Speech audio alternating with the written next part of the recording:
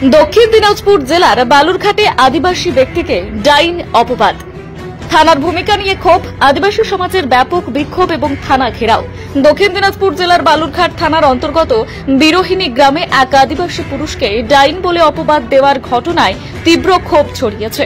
অভিযোগ, এই মিথ্যে অপবাদে আক্রান্ত ব্যক্তি যখন আইনি সাহায্যের আশায় থানায় অভিযোগ দায়ের করতে যান, তখন কিছু ব্যক্তির পক্ষ থেকে হঠাৎ টেক টেক অভিযোগ, এই মিথ্যে অপবাদে আক্রান্ত ব্যক্তি যখন আইনি সাহায্যের আশায় থানায় অভিযোগ দায়ের করতে যান, তখন কিছু ব্যক্তির পক্ষ থেকে কিংবা থানা সংলগ্ন প্রভাবশালী মহলের মাধ্যমে তার কাছ থেকে প্রায় 35 থেকে 40 হাজার টাকা ঘুষ দাবি করা হয়েছে। এই ঘটনাকে কেন্দ্র করে ক্ষোভে ফেটে পড়ে স্থানীয় আদিবাসী সমাজ। শুক্রবার সকালে শত শত আদিবাসী নারী পুরুষ বালুরঘাট থানার সামনে জড়ো হয়ে বিক্ষোভ এবং থানা ঘেরাও কর্মসূচি পালন করেন।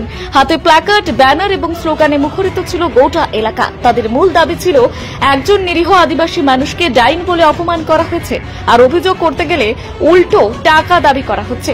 এটা শুধু অন্যায় নয়, প্রশাসনিক দুর্নীতিরও জ্বলন্ত উদাহরণ। আমরা বারবার প্রশাসনকে জানিয়েছি, আদিবাসী সমাজের মানুষদের ডাইন অপবাদ দিয়ে হেনস্থা করা হচ্ছে। এটা শুধুমাত্র অন্ধবিশ্বাস নয়, এটি সামাজিক এবং জাতিগত নিপীড়ন। এবার যখন একজন ভুক্তভোগী ন্যায় বিচার চাইতে থানায় গেলেন, তখন তাকে টাকা দেওয়ার জন্য বলা হয়েছে। এটা একেবারেই সহ্য করা যায় না।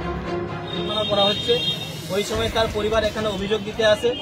অভিযোগ কপি কোন একজন অফিসারের হাতে দেওয়ার পরেও সেটাকে অস্বীকার করা হয় এবং পুলিশের জানাতে সেখানে 2,35,000 টাকা জরিমানা করা হয়েছে। তাতে কোনো রকম স্টেপ নেওয়া হয়নি এবং সুনীল কিসকু যাতে উনি শান্তিতে সেখানে বসবাস করতে পারেন এবং তার 2,35,000 টাকা যাতে ফিরিয়ে দেওয়া হয়, এই অভিযোগে এই দাবিতে আমরা আজকে এখানে থানা ঘেরাও করতেছি। এই যে ডাইনি অপবাদ দেওয়াটা, এটা তো একটা কুসংস্কার।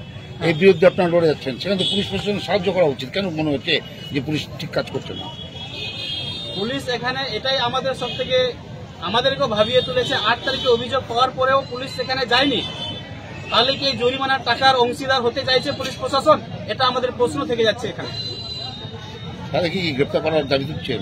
আমরা যারা ডাইনি অপবাদ দিয়েছে সুনীল কিসকুকে, তাদের 8 জনের ওই নামে অভিযোগ রয়েছে, তাদের সকলকে গ্রেপ্তার করা হোক এবং এই প্রশাসনের মাধ্যমে যাতে সুনীল কিসকুকে 2,35,000 টাকা ইমিডিয়েটলি রিটার্ন করে দেওয়া হয়, সেটা আমরা দাবি রাখছি।